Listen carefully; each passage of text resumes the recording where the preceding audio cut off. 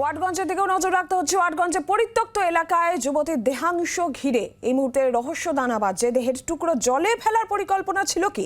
প্লাস্টিকে মহিলার মাথার সঙ্গে একটি অর্ধেক ইটও মিলেছে এবং তারপরেই এই প্রশ্ন সামনে আসছে। অথচ মহিলার মাথার বাইরে কোথাও কোনো আঘাতের চিহ্ন নেই। আর ঠিক কি কি আপডেট আজকে রয়েছে আমরা জানবো। পিয়ালি মিত্র টেলিফোন লাইনে রয়েছেন আমাদের প্রতিনিধি। পিয়ালি, গতকালকে এই দেহাংশ উদ্ধার ঘিরে একাধিক প্রশ্ন সামনে ছিল। মহিলার পরিচয়ে কি এখনো পর্যন্ত জানা সম্ভব হয়েছে? আর ঠিক কি কি তথ্য সামনে আসছে পিয়ালি? একেবারেই দেখো, মহিলার পরিচয় জানতেই এই মুহূর্তে মরিয়া চেষ্টা চালাচ্ছেন তদন্তকারী অফিসাররা। কারণ সব থেকে গুরুত্বপূর্ণ সেটা, তার কারণ পরিচয় যদি জানা যায় তাহলে বাকি কাজটা পুলিশের কাছে অনেকটা সহজ হবে। তার কারণ মহিলা কে সেটা জানা গেলে মহিলার বাড়ি কোথায়, তার সাথে কার কি শত্রুতা ছিল কিনা, এই বিষয়গুলো তদন্তকারী অফিসাররা উদ্ঘাটন করতে পারবে। ফলে সেই কারণেই পরিচয় জানার জন্য একদিকে যেরকম তারা চেষ্টা চালাচ্ছেন, সেক্ষেত্রে কোথাও এই 30-32 বছরের মহিলা যার মুখটা বোঝা যাচ্ছে, সেরকম যে মিসিং ডায়েরির সঙ্গে ছবি মিলিয়ে দেখা এবং সেই ছবিগুলোকে বিভিন্ন জায়গায় সার্কুলেট করা, সেগুলো করে পুলিশ মহিলার পরিচয় একদিক জানার চেষ্টা করছে। পাশাপাশি বেশ কিছু প্রশ্ন পুলিশকে ভাবাচ্ছে। প্রথম কথা, যে 3টে প্লাস্টিকের মধ্যে দেহাংশ পাওয়া গিয়েছিল, তার মধ্যে একটি প্লাস্টিকের মধ্যে যার মধ্যে মহিলার মাথা ছিল, তার মধ্যে একটা ইট পাওয়া গেছে, অর্ধেক ইট।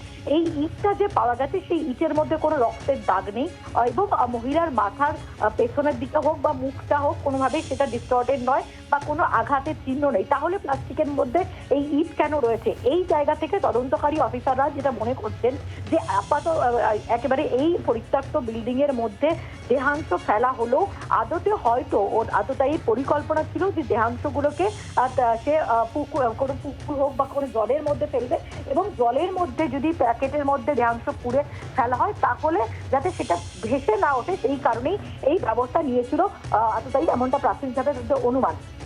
দ্বিতীয় যেটা গুরুত্বপূর্ণ সেটা হচ্ছে যে মহিলার যে দেহাংশ পাওয়া গেছে, সেটা তার পা হোক বা তার মাথা হোক, সেখানে রক্ত কিন্তু একেবারে শুকিয়ে গেছে। কোনো জায়গা থেকে রক্ত চুইয়ে পড়ার বা কোনো রকম দাগ পাওয়া যায়নি।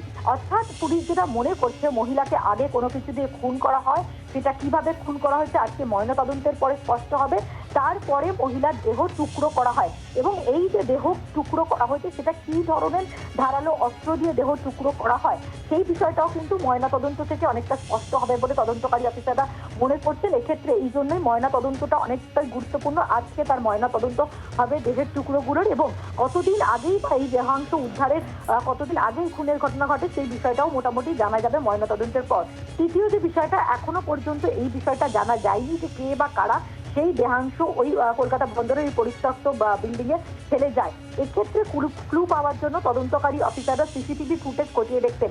এই যে ঘটনাস্থল, তার আশেপাশে বেশ কয়েকটা সিসিটিভি বাড়িতে সিসিটিভি ফুটেজ তারা পেয়েছেন।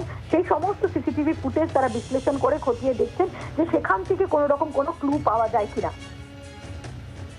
নজর রাখো পিয়ালি।